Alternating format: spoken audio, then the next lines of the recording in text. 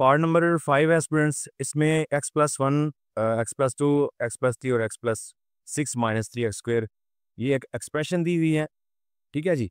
तो जैसे कि मैंने पहले बताया था कि इनके जो कांस्टेंट जो होते हैं, इनको प्लस करने से अगर कोई सेम आ रहे हो तो वो उनको पेयर बना के मल्टीप्लाई करना होता है। लेकिन अगर प्लस करने से सेम ना आ रहे हो तो हम फिर चेक करते हैं कि मल्टीप्लाई करने से सेम आते हैं कि नहीं। अगर इसकी हम कांस्टेंट को देखें तो जैसे कि ये 1 है और अगर मैं 2 इसमें प्लस करूँ तो 3 आता है। इस तरह इन दोनों को प्लस करूँ तो 3 और 6 को 9 आ जाता है। तो प्लस करने से तो ये सेम नहीं आ रहे। अगर मैं इसको और इसको प्लस करूँ तो 6 और 1 ये 7 हो जाएगा। इस तरह इन दोनों को प्लस करूँ तो 2 और 3 ये 5 आता है। तो प्लस करने से तो स्टूडेंट ये सेम नहीं आता। तो मैंने एक चीज़ आपको बताई थी, अगर प्लस करने से हमारे ये कांस्टेंट वैल्यूज़ के आंसर सेम ना आए तो हम इनको मल्टीप्लाई से चेक कर सकते हैं। तो स्टूडेंट देखिए, अगर मल्टीप्लाई करें तो 1 को अगर मैं 6 से मल्टीप्लाई करूं, ठीक है, 1 × 6 तो आंसर 6 आएगा। इस तरह अगर 2 को मैं 3 से मल्टीप्लाई करूं, ठीक है, तो इसका आंसर भी 6 आता है।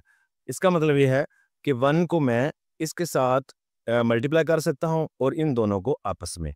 तो चले तरतीब लगाते हैं इसके हिसाब से। x+1, x+6, x+2, x+3 और -3x²। जी। अब अगर हम मल्टीप्लाई करें तो मल्टीप्लाई x को जब मैं x से मल्टीप्लाई करूंगा x² आएगा। फिर x को मैं +6 से करूंगा तो दोनों प्लस हैं, 6x आ जाएगा।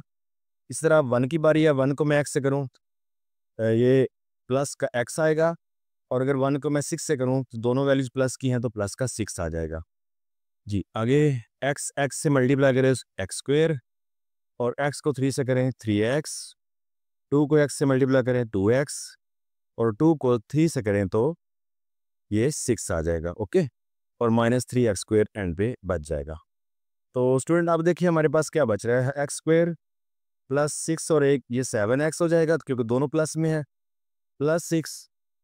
इसी तरह ये x² ये 3 और 2 ये 5x आ जाएगा और +6 -3x²। इससे पीछे स्टूडेंट जितने भी हमने पार्ट किए हैं उसकी पहले दो वैल्यूज सेम आती थी, ठीक है, लेकिन इस दफा पहली दो वैल्यूज सेम नहीं आ रही। यही वजह थी कि उनको प्लस करने से ना जो हमने चेक किया वो सेम नहीं आए थे। चलें, तो अब तो स्टूडेंट आप गौर करें तो x² और +6, इधर भी x² +6 ये दो वैल्यूज जो हैं ये सेम बन रही हैं। ठीक है, तो हम इसको थोड़ा अरेंज कर लेते हैं कि x² +6 +7x, इसी तरह इधर भी x² +6 +5x -3x²। अब हम ये सेम हो गई हैं, इसको हम लेट कर लेते हैं फिर सेम उसी तरह लेट y = x² +6। तो इसको रिप्लेस करें यहाँ पर तो ये आएगा जी y +7x, इसके बाद आएगा जी y +5x और -3x²। अब अगर हम स्टूडेंट इसको मल्टीप्लाई करें तो हमारे पास क्या आएगा, y से मल्टीप्लाई करेगा y² आएगा, प्लस y को 5x से करें तो ये 5xy आ जाएगा। इस तरह अब 7x की बारी है तो 7 को इससे करें प्लस, क्योंकि दोनों प्लस की हैं, ये 7xy आ जाएगा। ठीक है जी, और फिर प्लस प्लस ये प्लस 7 को 5x से करें तो 35x² आ जाएगा और -3x² ऑलरेडी बाहर था। ब्रैकेट्स ओपन हो गई। इसके बाद क्या होगा स्टूडेंट, मैं इधर लाइन लगा के फ्रंट पे आ जाते हैं।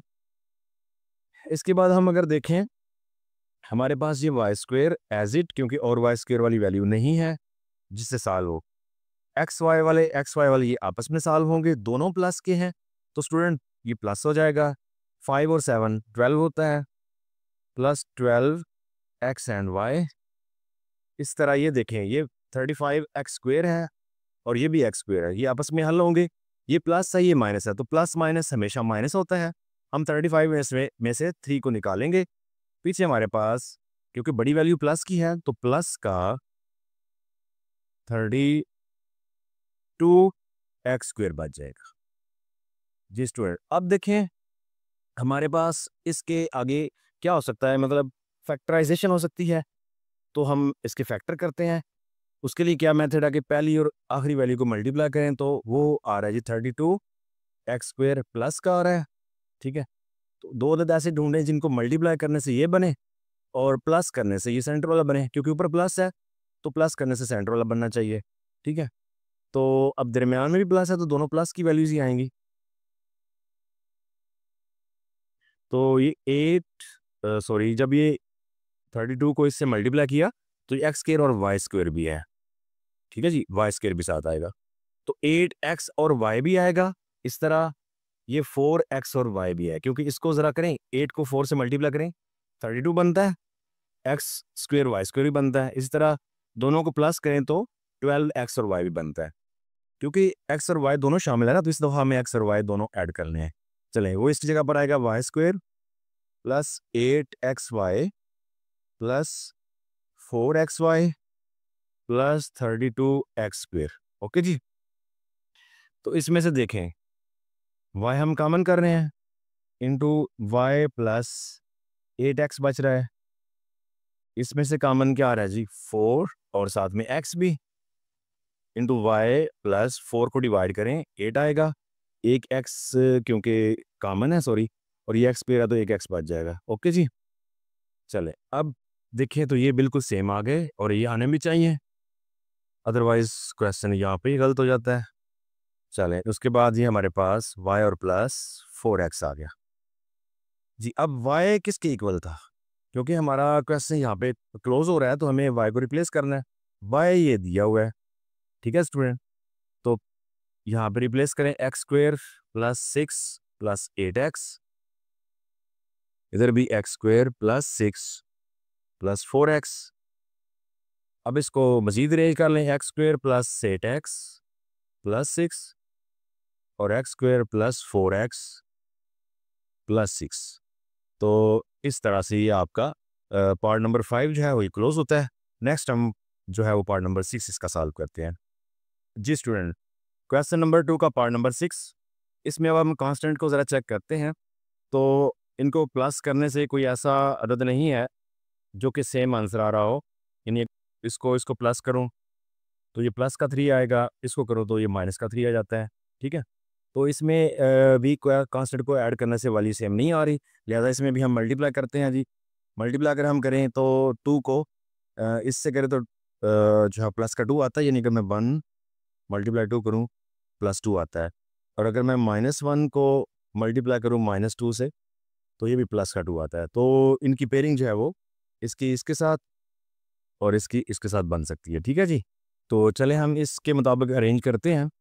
x+1 इसके साथ x+2 आएगा, x-1 x-2 आएगा, -16x² आ जाएगा। ठीक है जी, चलिए मल्टीप्लाई करें जी, क्या आ रहा है जी, x को इससे मल्टीप्लाई करें x² आएगा, फिर x को 2 से करें 2x आ जाएगा, 1 को अगर करें तो x आ जाएगा और 1 को 2 से करें तो 2 आ जाएगा। नेक्स्ट x, x से multiply x² plus minus minus x को 2 से करें 2x। अब -1 की बारी है तो प्लस माइनस माइनस 1 को x से करें -x, माइनस माइनस प्लस होता है स्टूडेंट मल्टीप्लाई में, और 1 को 2 से मल्टीप्लाई करेंगे तो 2 आ जाएगा, -16x² एज इट। अब देखें हमारे पास ये क्या बच रहा है जी, हमारे पास ये आ रहा है x² प्लस 2 और ये x प्लस में तो 3x हो जाएगा प्लस 2। इसी तरह इधर देखें x², ये -2 और -x है तो माइनस माइनस प्लस होता है, जबकि साइन माइनस का ही रहता है, तो इनको ऐड करें तो 2 और ये 3x हो जाएगा माइनस का प्लस 2, -16x²। तो स्टूडेंट इस क्वेश्चन में भी जो पहली दो वैल्यूज़ हैं वो सेम नहीं है, क्योंकि ये +3 है, ये -3 है, लिहाजा ये x² प्लस 2 और x² प्लस 2 ये सेम हो सकती हैं।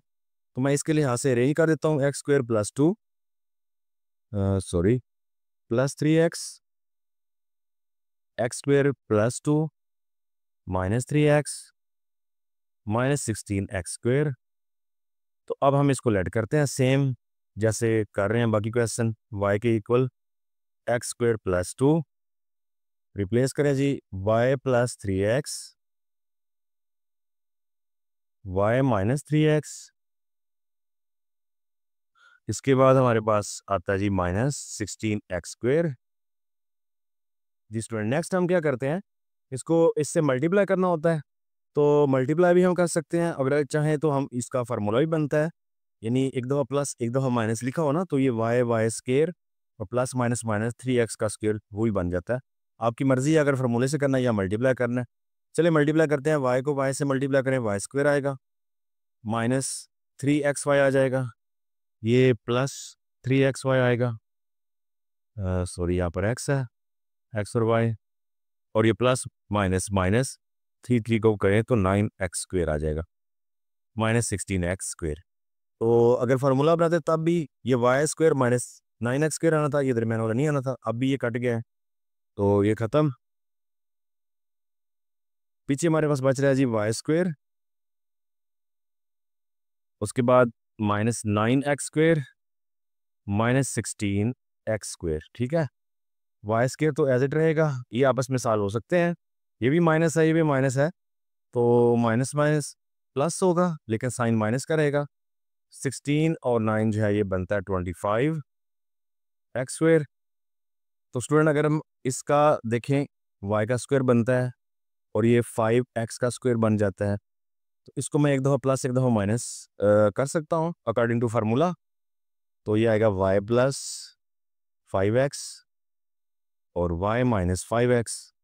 ओके जी, अब हम y को अगर रिप्लेस करवाएं तो y हमारे पास ये था x² + 2, तो यहाँ पे आएगा जी x² + 2 + 5x और इधर x² + 2 - 5x। तो अगर हम थोड़ा अरेंज करें तो x² + 5x + 2, इस तरह x² - 5x + 2।